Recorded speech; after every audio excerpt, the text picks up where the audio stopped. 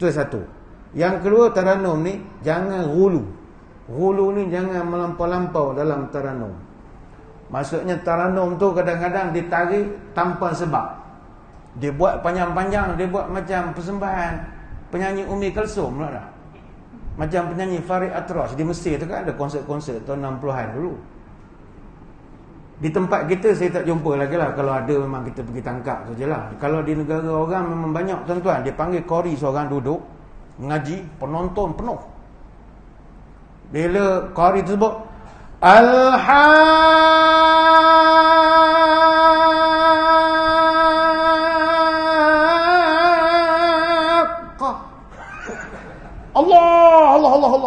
Datang orang sumbat duit kat piah. Penuh duit piah. Dia diam. Tuan-tuan cari dalam YouTube ada. Jolok duit masuk dalam jubah, dia diam. Orang dah habis sedekah. Ingatkan sambung ngaji. Allah.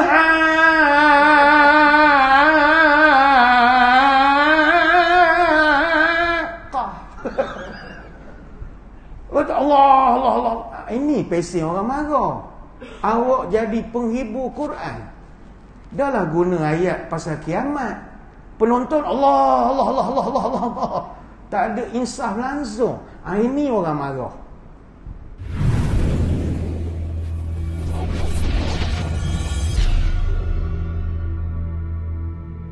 Assalamualaikum warahmatullahi wabarakatuh.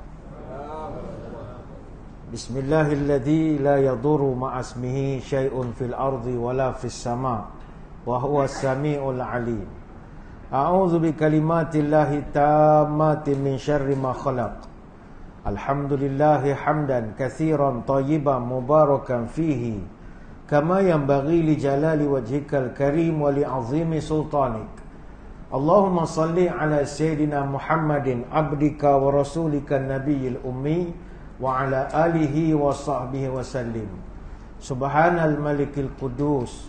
Allahumma inna na'udzu biridhaka min sakhatika wa bimu'afatika min 'uqubatika wa na'udzu bika minka la nuhsi sana'an 'alaika anta kama asnaita 'ala nafsik. Allahumma innaka 'afuwun tuhibbul 'afwa fa'fu 'anna. Terima kasih yang berusaha pengurusi majlis, yang saya hormati para pegawai, ahli jabatan kuasa dan sukarelawan Madrasah Ihsaniyah Ampang Jaya.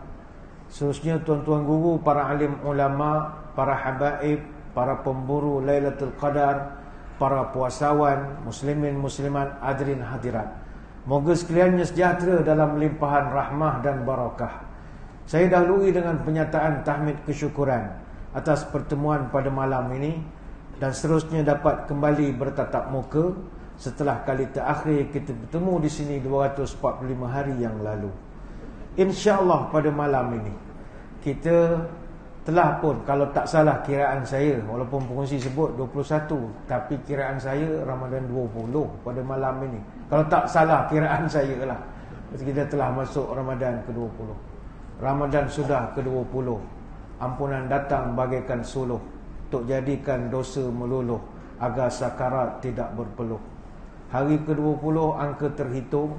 Akankah kita mendapat untung? Harapan indah selalu digantung, berharapkan amal sebesar gunung. Memasuki 10 Ramadan yang terakhir ini, wajar seperti yang pengurusi sebut tadi, kita bersyukur kehadrat Ilahi. Banyak nikmat kita telah kecapi, banyak ujian Allah Ta'ala telah berjaya kita harungi.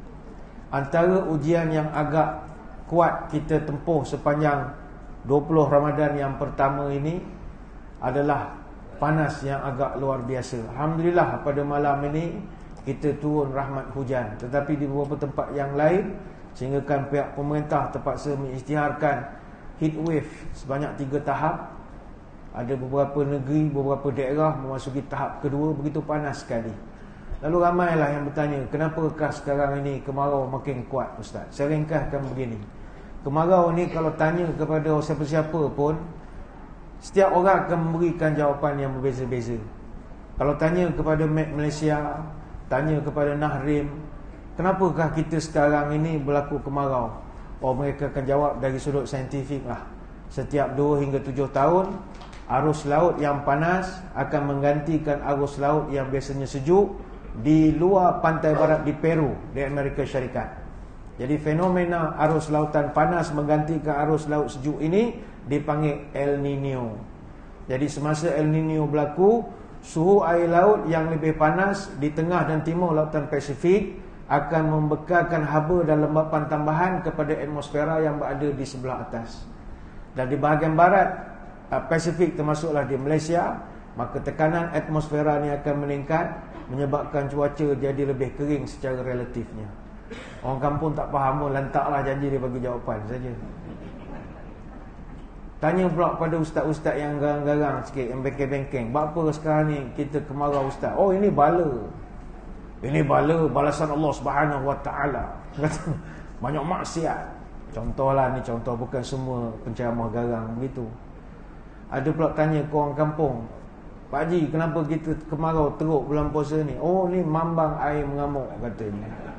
Sebab budak-budak main mercur dekat sungai, itu kiambang dah ada berbuih, itu tandanya naga marah. Macam-macam lah. Kita pun tak faham istilah ni.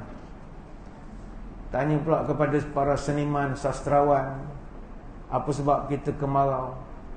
Maka jawab mereka, mungkin alam mulai enggan bersahabat dengan kita. Tak percaya, tanyakan pada rumput yang bergoyang. Kata ni, kata Abid J.A.D lah. Tapi kadang ada betul juga kata Abid J.A.D itu. Mungkin Tuhan mulai bosan melihat tingkah kita yang selalu salah dan bangga dengan dosa-dosa. Agak adalah mungkin ada kebenaran. Tetapi kalau kita nak rujuk kepada iktibar sejarah, Imam Al-Qurtubi ada sebutkan daripada Ibn Shubeh. Dia bercerita bahawa ada satu peristiwa berlaku semasa itu zaman Hasan Al-Basri rahimahullah. Zaman Hasan Al-Basri, dia ni ulama besar. Ramai orang jumpa dia, minta doa, minta macam-macam lah, minta berkat. Jadi datang seorang mengadu, wahai tuan guru, saya ni miskin, tolonglah doakan saya rezeki murah. Apa jawab Hasan Al-Basri? Ente istighfar pada Allah. Istighfar. Oh, orang tu pun balik. Next datang orang lain pula, wahai tuan guru, saya ni dah kahwin lama, tak ada anak, tolong doakan saya dapat zuriat. Apa jawapan Hasan Al-Basri? Ente istighfar sama Allah. Istighfar, nanti Allah kurnia anak. Orang balik.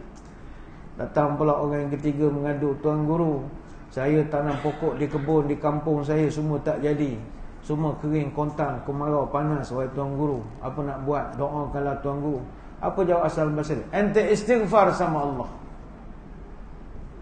Perbuatan ataupun dialog antara Hasan Al-Basri dengan orang-orang yang bertanya ini menarik perhatian.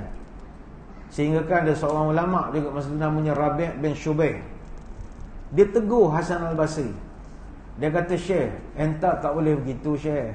Orang datang jauh-jauh nak tanya hukum hakam, nak tanya persoalan, nak minta doa. Takkan entah bagi jawapan sama je. Orang ni mengadu tak ada anak, suruh istighfar. Orang ni mengadu dia miskin, suruh istighfar. Orang ni mengadu kampung dia tak ada hujan lama, entah suruh istighfar. Takkan gitu, Syekh, bagilah jawapan yang lain-lain sikit. Apa jawab Hasan Al-Basri? Saya memberi jawapan tadi bukan jawapan saya. Saya memberi jawapan sebagaimana yang telah termaktub di dalam Al-Quran. Ketika Allah Ta'ala menyebut, فَقُلْتُ اسْتَغْفِرُوا رَبَّكُمْ إِنَّهُ كَانَ غَفَّارًا يُرْسِلِ السَّمَاءَ عَلَيْكُمْ مِدْرَارًا وَيُمْدِدْكُمْ بِأَمْوَالٍ وَبَنِينَ وَيَجْعَلْ لَكُمْ جَنَّاتٍ وَيَجْعَلْ لَكُمْ أَنْهَارًا. Hendaklah kamu istighfar, minta ampun kepada aku. Sekiranya engkau minta ampun kepada aku akan menghantarkan hujan lebat yang mencurah-curah. Dan aku akan berikan kepada kamu anak pinak yang ramai dan harta kekayaan yang banyak. Dan menyediakan untuk kamu kebun-kebun tanaman dan mengalir sungai di celah-celahnya. Surah Nuh ayat 10-12. Jadi kata Hasan Al-Basri, itu bukan jawapan saya, itu pemilik alam ni sendiri jawab. Kalau ente mau hilang ini kemarau, minta sama dia, jangan minta sama anak. Oh, ni jawapan Hasan Al-Basri. Jadi eloklah kalau kita dapat beristighfar, minta ampun banyak-banyak segala kesalahan kita. Moga-moga Allah angkatlah segala kepanasan yang sedang melanda ini. Hadirin hadirat sekalian, saya tidaklah berhajat nak cerita hari kemarau ni, tapi nak menunjukkan inilah cabaran sungguh kita sepanjang Ramadan ini. Bab kata orang Pantai Timur, panas lik-lik, lik-lik panas, scorching heat. Memang panas betul, panas berdering, panas sangat. Jadi alhamdulillah kita di Selangor ini saya tengok mendung saja daripada petang. Rahmat, mudah-mudahan orang baik-baik ramai di sini. Kita kembali kepada peringatan nuzul Quran kita. InsyaAllah malam ni kita nak mengenang peristiwa penurunan Al-Quran. Rasulullah datang bersama Al-Quran, pusaka abadi umat pilihan, takkan berubah sepanjang zaman, tak lekang dek panas, tak lapuk dek hujan. Jadikan Al-Quran sebagai imam, isinya mulia bak mutiara manikam. Rajin membaca akan terakam dalam jiwa yang paling dalam. Al-Quran kitab yang pastinya benar, jadikan ia pautan yang tegar. Di akhirat nanti akan bersinar bagai cahaya menjelang fajar. Tentang kehebatan Al-Quran, saya kira kita semua sedia maklum. Quran ni sebuah kitab mukjizat yang begitu hebat, no doubt about it. Bahkan kalau kita tak buat majlis nuzul Quran pun, Quran tetap hebat. Tak ada sambutan pun, dia tetap menjadi sebuah kitab yang hebat, tanpa perlu kita adakan apa-apa perayaan. Jadi malam ni kita tidak fokuskan kepada Al-Quran. Kita nak fokuskan bagaimanakah sikap kita terhadap Al-Quran. Quran sama ada kita syarah, cerita, baca ataupun tidak, tuan-tuan simpan di rumah tak usik pun, itu je rupa dia, dan tak mengurangkan martabat dia. Tetapi yang naik dan turun martabat adalah kita. Bagaimanakah perlakuan kita terhadap Al-Quran.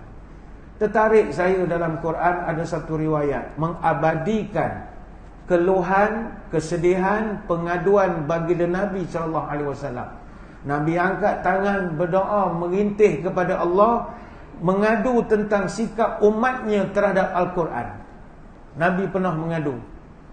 Wa qala ar-rasulu ya rabbi inna qaumi ittakhadhu hadzal qur'ana mahjura. Dan sesungguhnya Rasulullah telah berdoa, wahai Tuhanku, sesungguhnya kaumku telah menjadikan Al-Quran ini sebagai sesuatu yang diabaikan. Surah Al-Furqan ayat 30. Ayat ini menjadi perbahasan di kalangan ulama. Walaupun ini turun di zaman Nabi, tetapi disebab Quran ini sampai kiamat, maka ayat ini relevan juga kena pada kita. Seolah-olah Nabi merayu dan merintih kepada Allah, ya Allah, umatku, mereka telah meminggirkan Al-Quran ini. Mereka telah mengabaikan, mahjur ni, meninggalkan Quran ini. Ulama bahas, apa yang dimaksudkan mahjura ini? Apa yang dimaksud dengan mengabaikan Al-Quran? Kata para ulama, ada 3 golongan yang disebut sebagai golongan yang mengabaikan Al-Quran. Pertama, man lam yaqra'ul Quran faqad hajarahu. Siapa yang tak gemar baca Quran, ini orang yang mengabaikan Quran. Golongan kedua, wa man qara'al Quran wa lam yatadabbar ma'aniyahu faqad hajarahu. Sesiapa yang baca Quran tapi tidak tadabbur maknanya, itu pun mengabaikan Al-Quran. Dan yang ketiga kata ulama, wa man qara'ahu wa tadabbaruhu wa lam ya'mal bima fihi faqad hajarahu. Siapa-siapa yang baca Quran, hafal Quran, tadabbur Quran, tapi tidak menghayati dan mengamalkan Quran, maka dia telah mengabaikan Quran. Beza tuan-tuan. Kita daripada 3 kategori manusia ini, kita duduk kategori mana? Yang paling dok setarang barah, golongan pertama lah, tak baca langsung.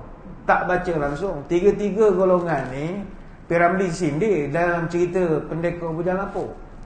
Piramli sindir yang babak dia baca surat tu. Babak dia baca surat dapat daripada cikgu tu, bentuk yang dia minta maafkan kami, maafkan, dapat surat. 3 baca. Ini saya dapat ceritanya daripada Allahyarham Datuk Aziz Satam. Mana riwayatnya mutawatir ni daripada orang yang berlakon cerita tu. Dia kata babak tu Allah Ramli memang sengaja buat untuk sindir sikap orang Melayu ketika itu terhadap Quran. Kalau tuan-tuan perasan, Ramli digambarkan bila dapat surat tak bunyi langsung, tak reti apa, tapi tak mengaku. Dia tak mengaku dia buta huruf Quran. Orang dia kata spek tak bawa, ke atas ke bawah pusing balik, dia tak mengaku. Itu ada orang mahjur, orang yang abaikan dalam baca Quran.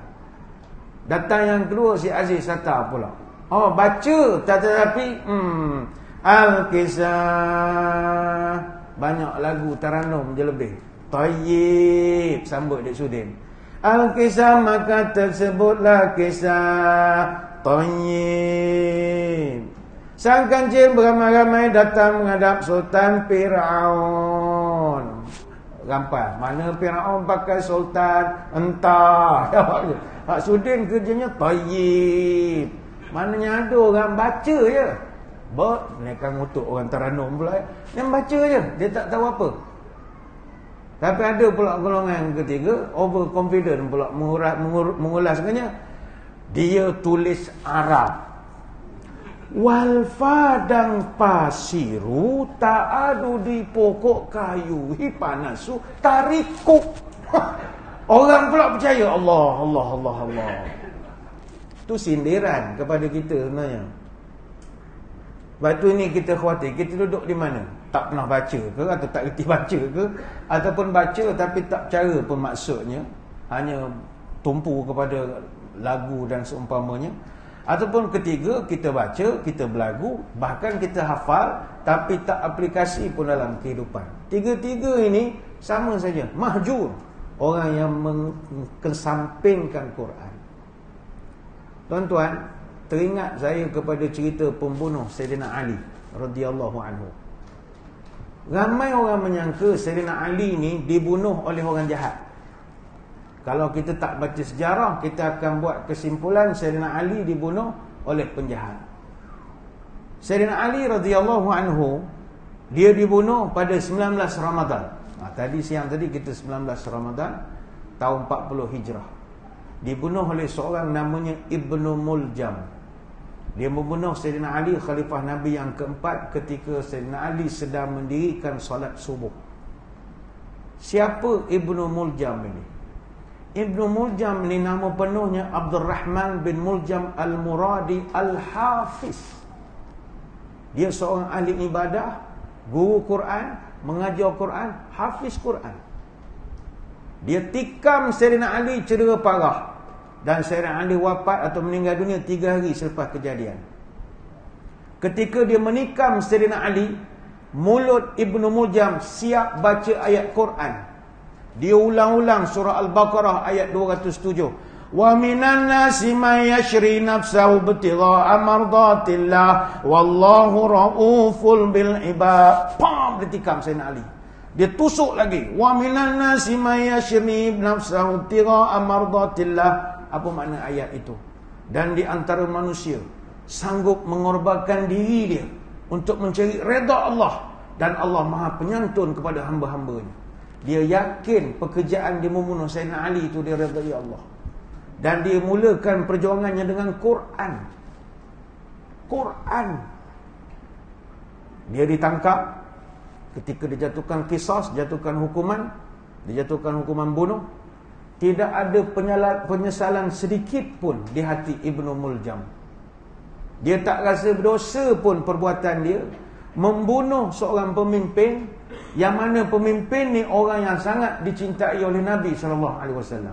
Sayyidina Ali, sepupu dia, duduk daripada kecil, kahwin dengan anak dia, menantu dia, sahabat dia, engkau tergamak bunuh. Ketika nak dihukum bunuh, dia boleh pesan pula kepada Al-Gojo yang nak potong kepala dia tu, cik, kalau nak potong, jangan potong kepala saya, potong badan saya sikit-sikit. Saya nak jadikan anggota ini saksi di jalan Allah. Potong kaki saya dulu, lepas tu tangan. Sampai begitu dia yakin dengan perjuangan dia. Dia begitu yakin perbuatannya itu akan mendapat redha Allah Subhanahu Wa Taala. Kalau Ibnu Muljam ni orang jahil, kita tak heran. Tapi Ibnu Muljam ni guru Quran yang pernah dihantar oleh Umar Al-Khattab mengajar Quran kepada orang-orang di Mesir. Bagaimana boleh berubah atas nama Quran, dia boleh bunuh satu orang sahabat Nabi. Tuan-tuan cuba fikir common sense-nya di mana. Sebab itu Nabi pernah sebut, yakhruju qaumun min ummati yaqra'una al-Quran laysat qira'atukum ila qira'atihim. Akan muncul satu kaum daripada umatku, mereka begitu pandai membaca Al-Quran, di mana bacaan kamu ini dibandingkan dengan bacaan mereka nothing. Kamu punya bacaan ni cak ayam je. Bacaan dia orang dengan tajwidnya, dengan segala-galanya perfect. Kalau masuk tilawah Johanah, cukup lengkap fasahah. Engkau punya bacaan nothing. Wala salatukum ila salatihim syai'ah, wala siyamukum ila siyamihim syai'ah. Begitu juga ibadat. Semayang kau dengan semayang mereka, semayang kau cak ayam saja. Puasa kau dengan puasa mereka first class. Engkau ekonomi kelas, duduk seat paling belakang kat tandas. Dia first class punya puasa. Yaqra'una al-Quran yahsabuna annahum lahum wa huwa alaihim. Mereka ni membaca Quran, mereka menyangka Quran itu adalah hujah bagi mereka, tapi ternyata Quran itu rupanya bencana kepada mereka. La tujawazu salatahum taraqiyahum yamruquna minal islami kama yamruqu sahmu minar ramiyah. Sembahyang mereka, puasa mereka, mengaji Quran mereka tak sampai ke tenggorokan. Rupanya hanya bacaan di lidah saja, tak masuk ke bawah. Mereka telah keluar daripada Islam sebagaimana anak panah yang terlepas daripada sasaran busurnya. Hadis sahih riwayat Imam Muslim, hadis nombor 1068. Tuan-tuan carilah hadis ini. Mengejutkan. Nabi memberitahu ada pula satu kelompok orang pandai baca Quran, bahkan hafal Quran, ibadatnya hebat, tapi dalam hilang, kosong. Buntu kita mikir. Kita nusuk Quran, kempen suruh orang baca Quran. Tiba-tiba ada kelompok orang baca Quran, dia boleh buat benda yang tak terfikir di kita. Adakah benda tu tak berlaku sekarang? Banyak. Tapi tak boleh komen lebih, teruk menentang kan. Ramai. Quran di mulut je. Sebab itu 3 sikap yang seyogianya dimiliki oleh setiap orang Islam untuk mengelakkan diri kita daripada orang yang mengabaikan Al-Quran. Pertama, sentiasa baca dan amalkan Quran. Sentiasa baca secara konsisten. Dan amalkan. Ini kita nak payah betul orang. Orang ramai sekarang ni baca, tapi aplikasi Quran tak ada. Hidup dia tidak ada Quran, tidak ada ihsan, tidak ada simpati. Sedangkan Quran tu kan banyak akhlak dalam tu.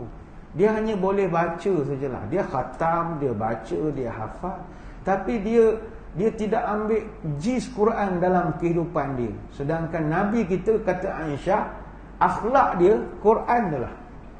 Nabi tu Quran bergerak. Maknanya dia bukan sekadar baca, hafal, tapi dia menjadikan Quran sebagai perlembagaan diri dia. Nabi pernah menyebut manusia dalam bab membaca Quran ni ada 4 jenis. Dalam satu hadis riwayat Abu Musa al-Asy'ari radhiyallahu anhu, Nabi sebut, pertama, masalul mu'minil ladzi yaqra'ul Quran kamasalil utrujah rihuha tayyibun wa ta'muha tayyibun.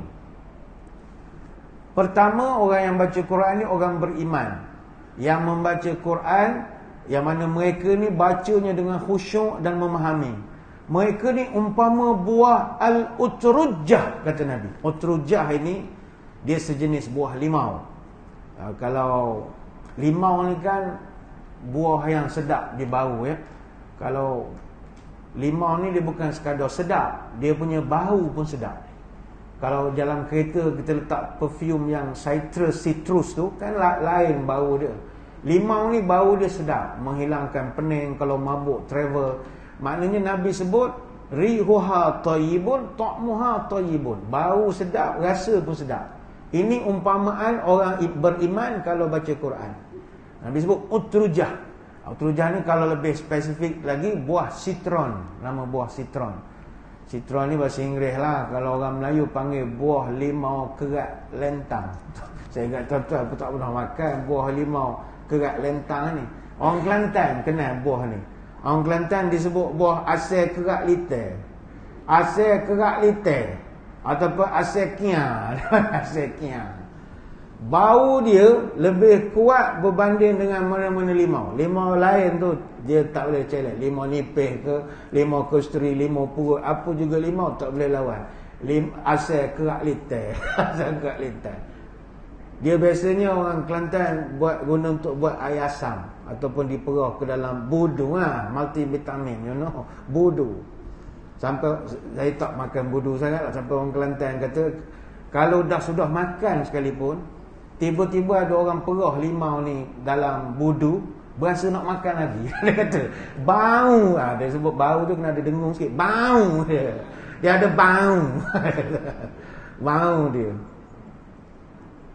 Jadi Nabi umpamakan itulah, orang beriman kalau baca Quran dan beramal, dia harum dan bermanfaat.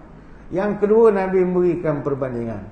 Wa masalul mu'minil ladzi la yaqra'ul Quran kamasali tamrati la riha laha wa ta'muha hulwun. Yang kedua, orang beriman yang tidak membaca Quran, dia sama seperti buah kurma. Kurma tidak ada bau, tapi rasanya sedap dan juga manis. Kurma mana ada bau. Dia sedap tapi tak ada bau.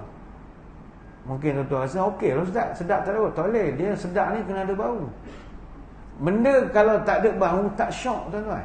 Dia bau ni dia ada six sense kita kan. Dia bau ni dia menambahkan satu rasa yang lain lagi. Bau mesti ada.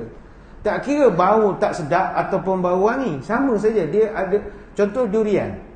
Durian yang menjadikan dia adalah raja, bau dia. Bau durian. Budu, poyok, belacan, yang menjadikan dia tu hebat, bau dia. Jadi walaupun benda sedap, tanpa bau, dia tak ada makna. Jadi orang beriman kalau tak baca Quran, ialah Nabi tak mengumpamakan seperti makanan kita disebut kurma lah yang ada di sekeliling dia. Nanti saya akan terangkanlah kenapa Nabi sebut kurma. Yang ketiga, Nabi bandingkan wa masalul munafiq allazi yaqra'ul Quran masalur raihana rihuha thayyibun wa ta'muha murrun. Adapun ada pula orang munafik, kata Nabi, dia membaca Quran, belagu sedap taranum bagai-bagai, tapi mereka ni umpama buah raihanah.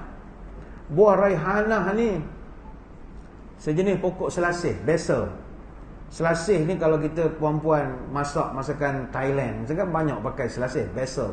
Kalau macam masak pat keropau, ayam goreng daun selasih tu kan yang selalu makan tu, itu memang kena banyak pakai selasih, daun selasih, basil.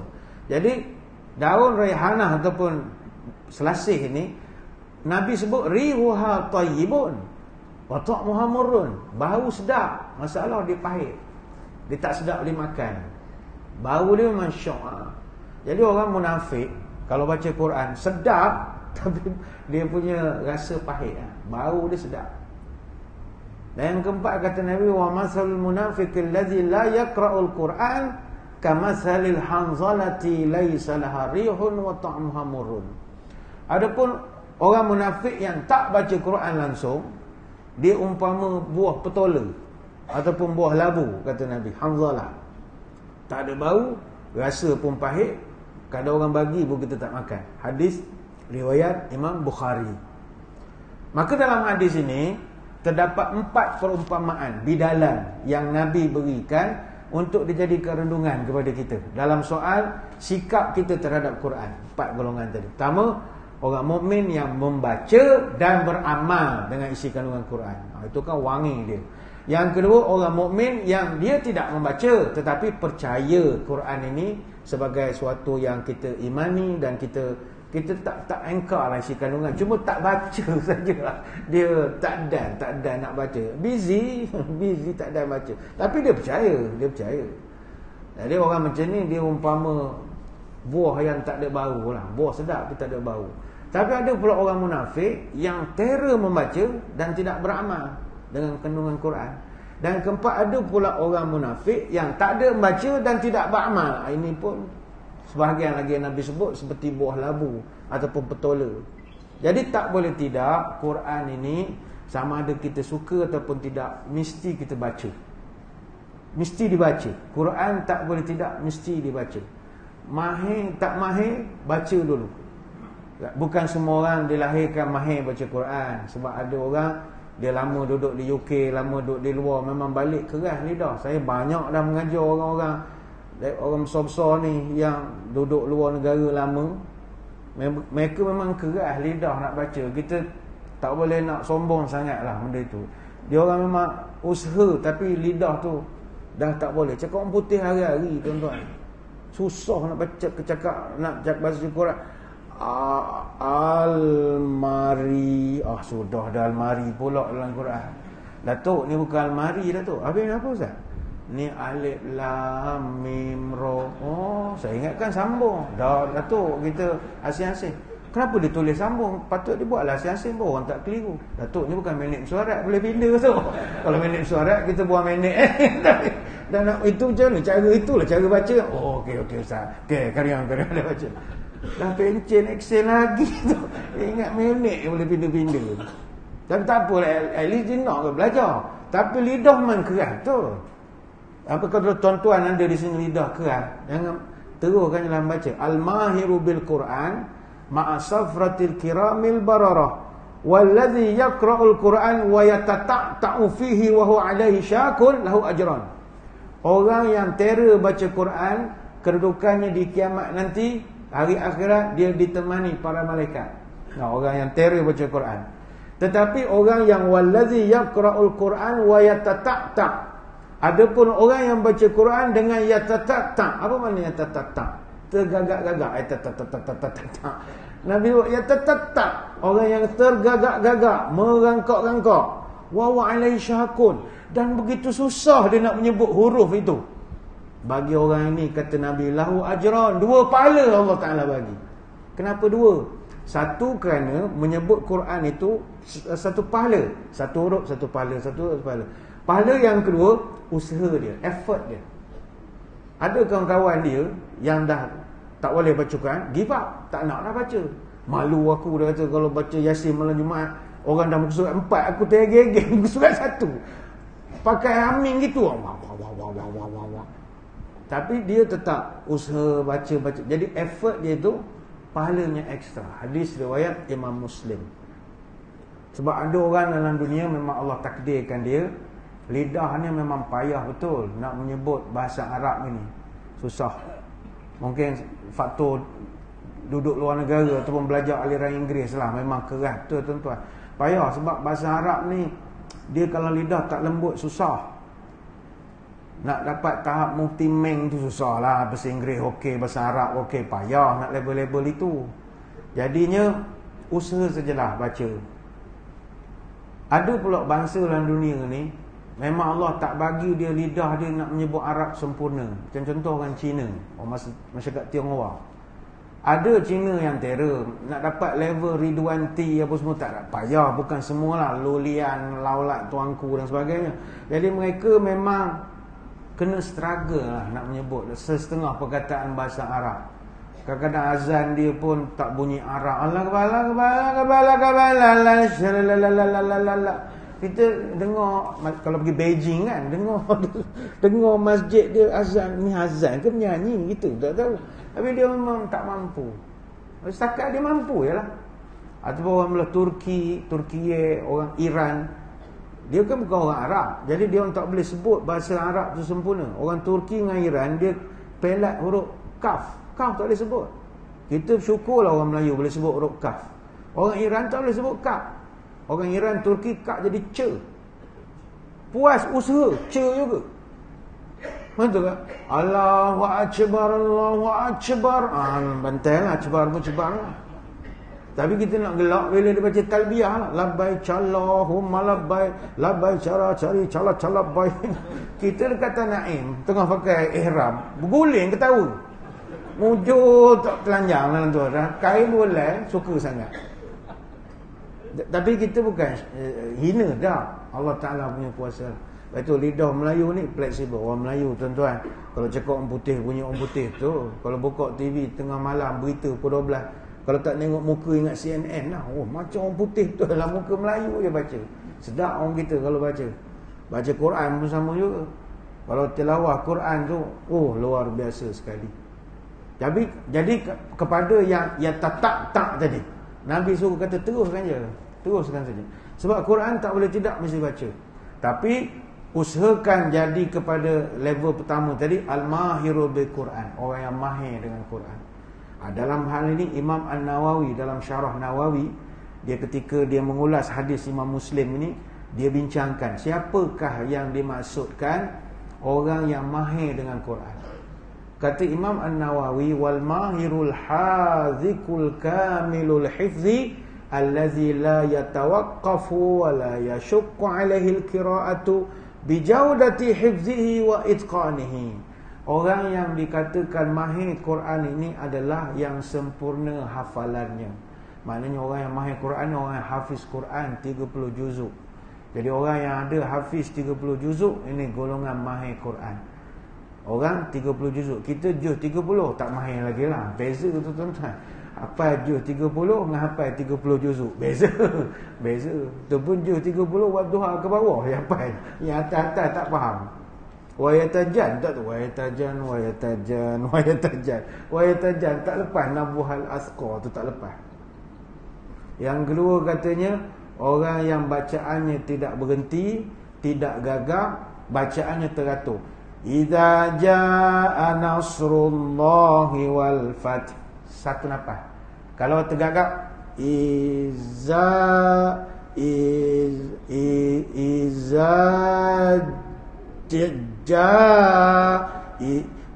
macam anak kita mengaji itulah. Kan kita pun zaman budak-budak pun mengaji begitulah. Baca sikit tak faham, ketuk songkok dia ayah, pang kan. Bila nak habis baca macam ni tak beralih mukadam kita. Dia tak wala yashukku 'alal qiraah, dia tidak stres, tegang ketika membacanya, bijaudati hifzihi wa itqanihi, sempurna hafalannya, sempurna pembacaannya. Ada orang tanya, kalau orang pandai berlagu Quran tu dia kira mahir Quran ke tidak, Ustaz? Ini ada perbahasan sikit. Sebab sehari dua ni kalau tuan-tuan perasan, kita ada menerima teguran daripada ulama' besar lah. Khususnya ulama' berkaitan dengan hal tarannum ni, kalau tuan-tuan perasan. Iaitu kita melihat kritikan terbuka dan kritikan yang agak keras. Sebab dia sebut dalam ucapannya tu, dia semua orang sesat belaka. Mu jangan ikut, kata dia. Tetapi sebab yang bercakap ni bukan kaleng-kaleng ulama', Dr. Aiman Suwaid. Ni seorang antara Syekh Mukri Al-Quran yang begitu terkenal pada masa ini. Kalau tuan-tuan duduk dalam dunia pengajian Quran, nama dia ni orang memang cite lah. Citation ni banyak. Orang sandarkan kepada kajian-kajian beliau. Tetapi bagi orang yang mengamati penulisan dan latar belakang Dr. Aiman ini, dia memang terkenal sangat, cenderung kepada pandangan bahawa tarannum ni tak boleh. Dia aliran itu agak keras sikit lah. Mana dalam Quran ni jangan berlagu-lagu sangat. Dan kita hormati perbezaan pendapat ini. Sebab perkara ini memang masyhur, perbezaan pendapat di kalangan ulama tentang hukum tarannum itu sendiri. Para ulama berbeza pendapat. Cuma mereka sepakat bahawa memperelok dan menghiaskan suara ketika membaca Quran adalah mustahab, sunat dan digalakkan. Mana membaca Quran mesti guna suara sedap. Itu tak ada orang ingkari langsung. Ini boleh rujuk dalam kitab At-Tibyan fi Adabi Hamil Quran. Imam Nawawi tulis panjang lebar tentang kepentingan mencantikkan sebutan membaca Quran. Walau bagaimanapun para ulama Quran gariskan syarat-syaratnya itu, dan ada the do's and the don't. Hanya kepada tuan-tuan yang sedang berminat dengan ilmu tarannum, ada the do's and the don't. Benda tu okey, tapi jangan langgar dia punya pagar dia, syarat-syarat dia. Apa syarat dia? Number one, kalau minat tarannum, nombor satu, utamakan tajwid. Tajwid tak ada kompromi. At-tajwid yuqaddimul ghina. Tajwid mesti didahulukan lebih daripada lagu. Contoh katalah surau ataupun masjid mana-mana anjurkan kelas pengajian, kelas tarannum Quran. Biasa orang kita akan ramai berderu pergi. Sebab orang kita ada suara kan, dia minat seni suara. Tapi bila masjid buat kelas tajwid 3-4 orang, krik, itu jelah adanya. Ertinya orang kita, dia tak letak prioriti. Sedangkan tajwid mesti diutamakan daripada lagu. Maka orang yang nak tera Taranum, you kena clear dulu tajwid. Kalau tajwid tak khatam, jangan belajar Taranum. Bila dia tak belajar tajwid, Taranum dia akan merosakkan tajwid itu. Maka itu yang kadang-kadang kita melihat, dia mencacatkan huruf-huruf, dia merosakkan makhraj, memanjangkan yang kasar atau sebaliknya. Itu boleh jadi hukum haram. Sebab nak sedap, kita tukar ba jadi va. Tak boleh. Tamat yada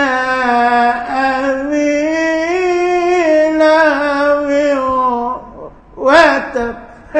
Dia buat kurang begitu lah.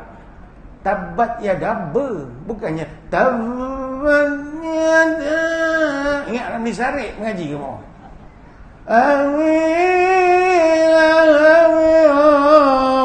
Watab. Orang dia buat Allah. Tak insah lalu dengan Quran begitu. Itu yang salah. Huruf ba lah. Va tu lain di Pabali ba.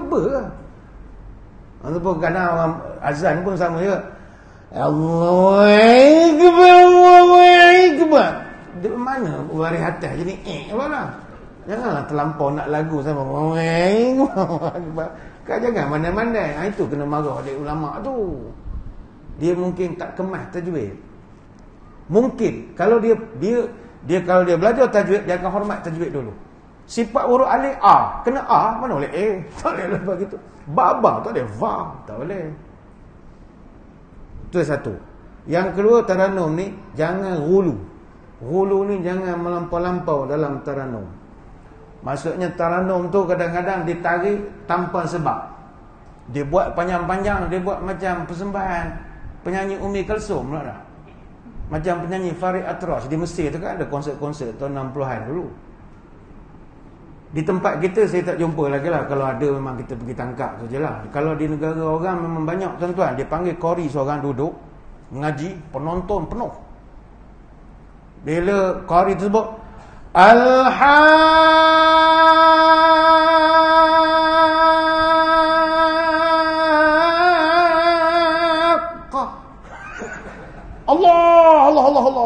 Datang orang sumbat duit kat piah. Penuh duit piah. Dia diam. Tuan-tuan cari dalam YouTube ada. Jolok duit masuk dalam jubah, dia diam. Orang dah habis sedekah. Ingatkan sambung ngaji. Allah.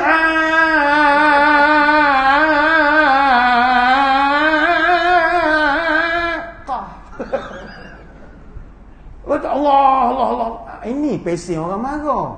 Awak jadi penghibur Quran. Dahlah guna ayat pasal kiamat. Penonton Allah. Tak ada insaf langsung. Ini orang marah. Patut nak sumbat duit pun seolah pesen begitu. Benda boleh QR code je lah. Dia sumbat pada kepiah penuh. Tuan-tuan cari itu. Saya pun tak tahu benda alamat dia, tuan-tuan cari. Tarik je kopiah sumbat duit. Ada keluar kan? Hura betul. Kalau ada di Malaysia, report ke Jabat Agama, biar kita pergi tangkap. Apa pesen begitu? Bank in sudah lah yang pergi sumbat duit kat kepiah tu buat apa? Kalau di Afrika pun ada juga, saya dipahamkan. Ngaji, datang masuk dalam poket, dalam jubah, habis leher penuh ni. Bukan begitu cara. Kita ustaz ni nak ambil duit, jangan tunjuk sangat no. Buatlah malu-malu sikit. Yang macam Tok Imam kita alih rumah kita kan, kita bagi duit kan dia terkejut. Allah. Padahal dia tahu, tapi cara tu kena ada. Awak ustaz kan, tahu dah. Bila Allah masih kena ada Allah, jangan macam tak boleh begitu. Jangan bawa budaya tu di tempat kita. La ilaha illallah. Yang ketiga, jangan ada talaub. Talaub ini dia bermain-main dengan lagu. Contohnya kalau tuan-tuan perasan ada penceramah kita seorang dua, pilih ada yang tegur dah, tak bunyi dah sekarang. Baca Quran dia buatnya langgam Jawa. Tak boleh. Quran ni kan apa nak buat kelakar lagu Jawa. Ada yang buat langgam Bugis. Langgar Hindustan tu ramai lah. Dia tak ada dah, tak dengar dah. Tak boleh. Kita, Quran ni dia ada lagu dia. Walaupun niat kita nak suruh orang insaf, nak suruh orang menangis, jangan guna lagu yang tak digazetkan. Dia ada, Quran ni ada lagu dia. Kalau buat lagu wa qala allazi la yarjuna liqa'ana, dia buat lagu patah hati pula, la ilaha illallah. Awak ni apa halnya? Dah ustaz, orang sedih. La ilaha illallah. Masalah kau tak ikut law. Ini masalah qari kita. Tak boleh. Dia dipanggil tala'ub, bermain-main. Ataupun yang keempat, yang ulama tegur, bila baca Quran ni masalah bukan qari, masalah penonton. Tuan-tuan perasan tak, penonton kita sekarang ni buat perangai dah. Pertandingan tilawah musabaqah sekarang, setiap kali nak masuk peserta baru, pengacara terpaksa buat announcement. Mungkin tak siar sebab kita tak tahu, dia cut kan. Terpaksa announcement kepada para penonton, bila harap menghormati majlis. Sebab dia dah buat trend baru sekarang, bila orang tu baca sedap sikit, dia buat Allah, Allah, Allah, Allah, Allah. Tak salah, jangan gelak. Yang kau gelak tu apa? Allah, Allah, Allah, Allah. Hihihihihi. Maknanya awak main. Jeritan, siolan, sorakan. Budaya ni saya tengok orang Malaysia sekarang dah mengalahkan orang Arab. Orang Arab dulu macam kita di kampung, dulu kalau berjanji, al-jannatu wa na'imuha sa'dun lima yusalli wa yusallim. Orang yang datang akan respon, Allah, Bismillahirrahmanirrahim, Bismizatil aliyah, Allah. Itu budaya kita. Sekarang ni dia bawa pada Quran. Masalahnya adalah orang yang mendengar tu pula, dia bukannya sebab dia faham, tapi dia sekadar bawa budaya yang dia tak tahu asal pada mana.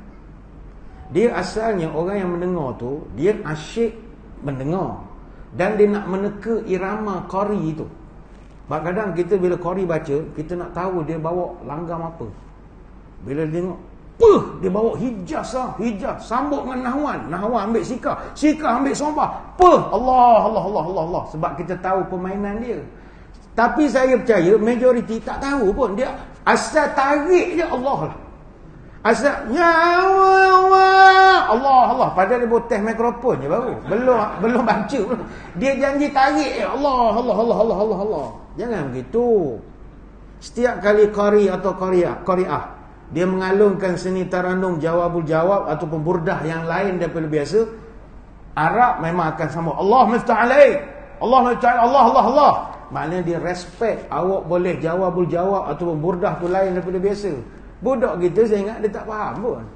Bahkan yang berlaku tilawah baru-baru ini sampai terpaksa penerbit ambil keputusan berhentikan sekejap untuk bagi nasihat kepada penonton.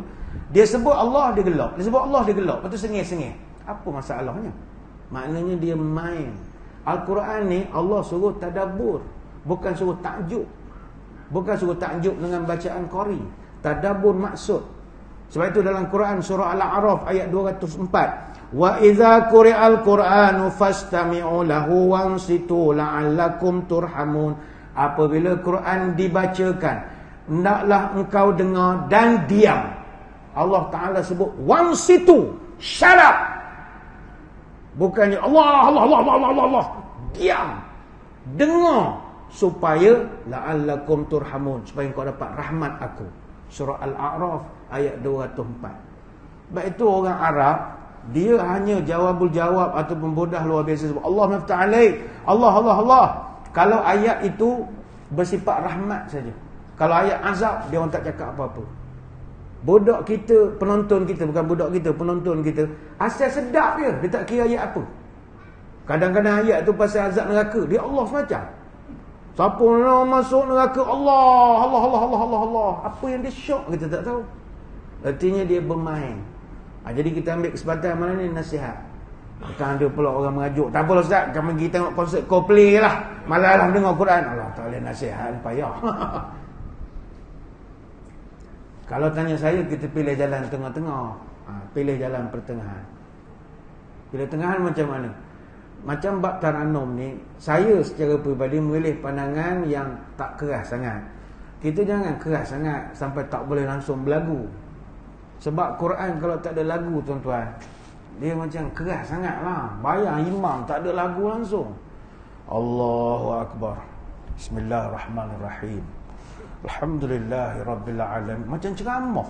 Ar-Rahmanir-Rahim, Maliki Yaumiddin, Iyyaka na'budu wa iyyaka nasta'in. Tak boleh berlagu langsung, boring juga semayang. Semayang ni antara sedapnya bila berlagu. Kena panggil imam sedap berlagu, syok. Kita pergi Mekah pun Sudais pun berlagu. Dia sebut Alhamdulillahirabbil alamin, suka dah kita, baru baca sebagai tu. Artinya ada kaitan. Jadi janganlah keras sangat sampai tak boleh berlagu langsung. Sebab kalau kita kata tak boleh berlagu langsung, benda ni bertentangan dengan hadis-hadis yang membenarkan, bertentangan dengan hadis-hadis yang menggalakkan baca Quran dengan suara baik.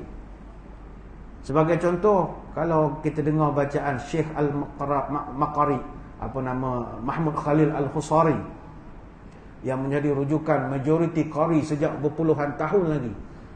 Saya di Mesir dulu, kalau Syekh Mahmud Khalil Al-Khusari ni, bacaan dia tu menggamit memori.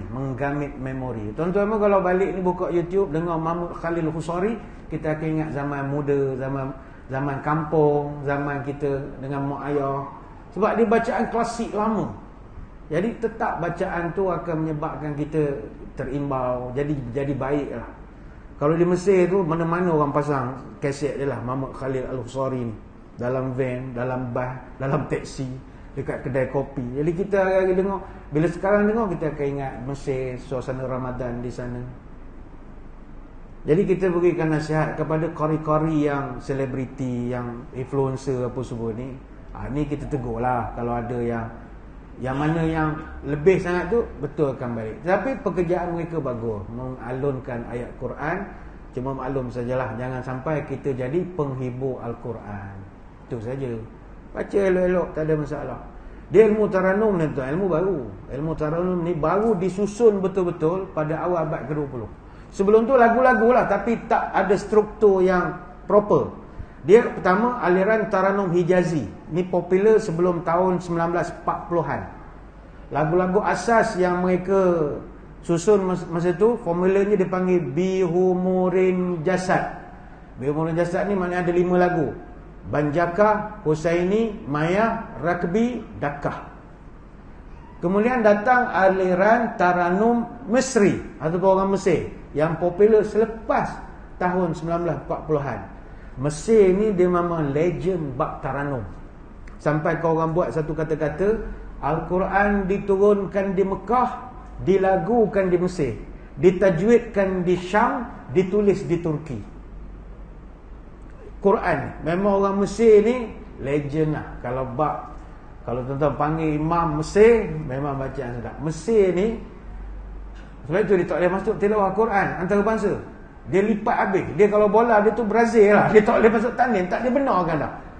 Dia mengaji tepi longkang tu pun sedap. Yang sambil-sambil nunggu bas tu, dia sambil-sambil nunggu dia mengaji Quran. Kita dengar, engkau ni kalau masuk di Malaysia engkau jadi selebriti dah ni. Semua siaran agama panggil kau baca Quran. Sedap, tepi-tepi jalan. Kalau dia orang mati kan dia baca Quran. Tempat orang mati baca Quran tu pun macam tilawah antarabangsa lah punya bacaan. Level dia orang memang sedap. Orang Mesir memang sedap baca Quran. Tak ada orang petikan. Di seluruh negara Arab pun tak nafi orang Mesir sedap baca Quran. Jadi Al-Quran ni, kalau Taranum asas aliran Masri ataupun orang Mesir, Bayati, Soba, Hijaz, Nahwan, Ras, Sikah, Jiharkah. Jadi susunan Taranum yang popular di kalangan qari di Malaysia ni, saya tengok 50% qari kita suka buat susunan Bayati, Soba, Hijaz, Nahwan, Ras. Ataupun Bayati, Hijaz, Nahwan, Ras, Sikah. Ada 30% dia baca ikut susunan Bayati, Nahwan, Ras, Sikah, Jaharkah. Dia rare sikit. Tapi ada rare 15% baca ikut turutan Bayati, Soba. Dia ambil Nahwan, ambil Ras, Sikah pula. Itu rare juga. Tapi ada lagi rare 5% dia baca ikut turutan Bayati, Iraki, jauh lagi. Iraki pergi Hijaz, ambil sikar, ambil ros. Tapi yang paling ramai sekali baca, dia panggil cara jerkah. Jerkah tu ada jerkah. Dia baca daripada mula sampai habis jerkah je. Tuan-tuan tak pandai Taranum tak apa. Taranum ni kemahiran, kena belajar. Bukan semua orang reti. Tapi kita boleh berlagu cara orang Arab pun okey lah. Bismillahirrahmanirrahim. Okey dah tu. Alhamdulillahi Rabbil Alamin. Okey dah tu. Tuan-tuan nak tahu mana lagi nak berlagunya. Takkan A'udzubillahi minasyaitonirrajim. Itu maksud tilawah. Bismillahirrahmanirrahim. Itu nak tasuk telinga. Janji jangan guna lagu-lagu pelik. Sudah. Alhamdulillahi Rabbil Alamin. Mentah-mentah nak berlagu, lagu Piramli di belakang. Kan keluar masjid kena panah peti kan, tak boleh. Jadi kalau orang tanya, tak boleh ke baca Quran dengan lagu? Boleh, tak ada masalah. Yang ulama tu tegur, dia tegur yang tadi saya sebut tadi.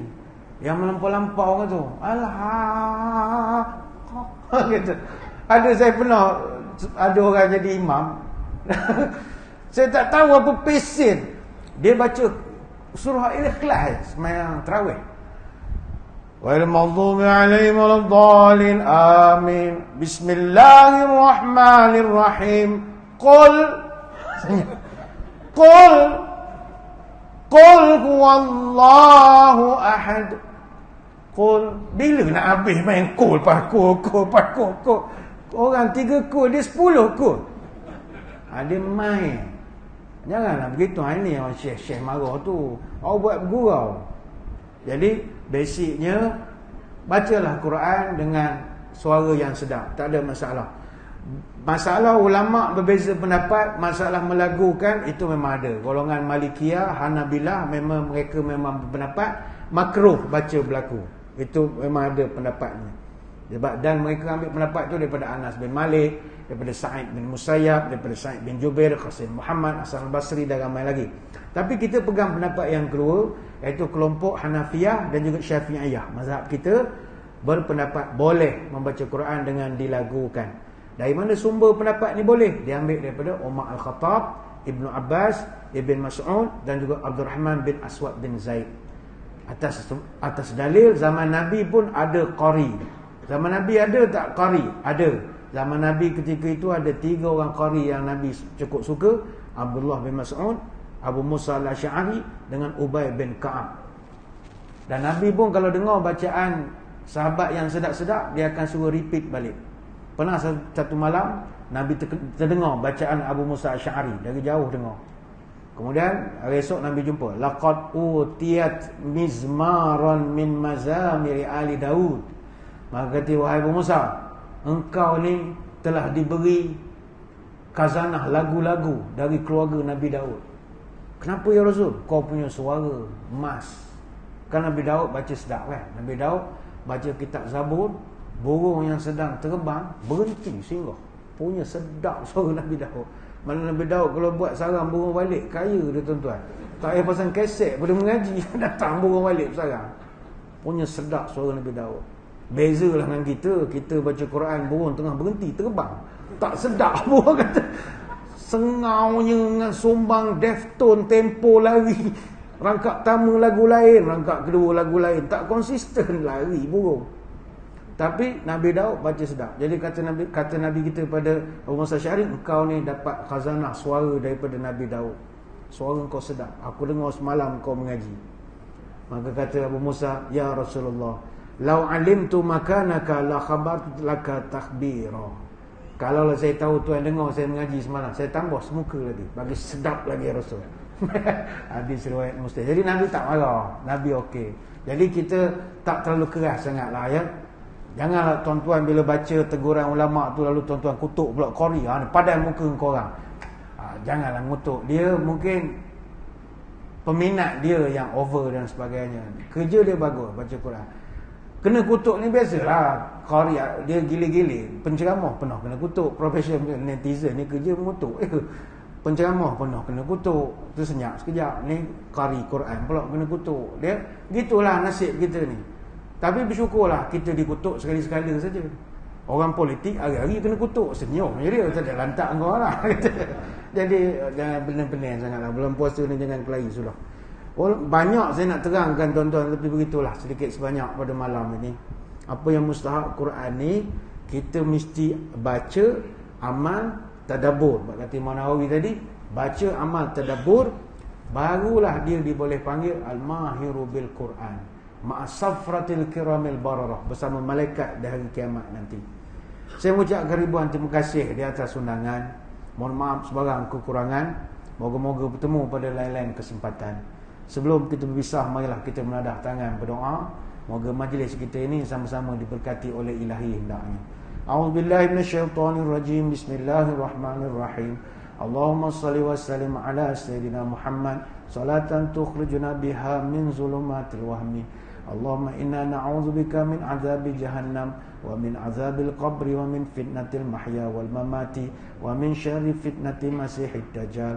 Allahumma tawil umurana wa sahih ajsadana wa nawwir qulubana wa thabbit imanana wa ahsin a'malana wa wasi' arzaqana wa ilal khairi qarribna wa lil syarri ab'idna wa qdi hawaijana fid dini wad dunya wal akhirah innaka ala kulli syai'in qadir.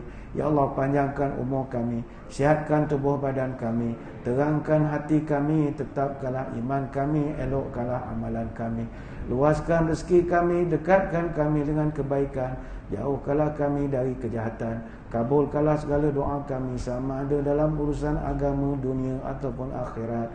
Subhanakallahumma wa bihamdika, nashhadu an la ilaha illa anta, nastaghfiruka wa natubu ilaik.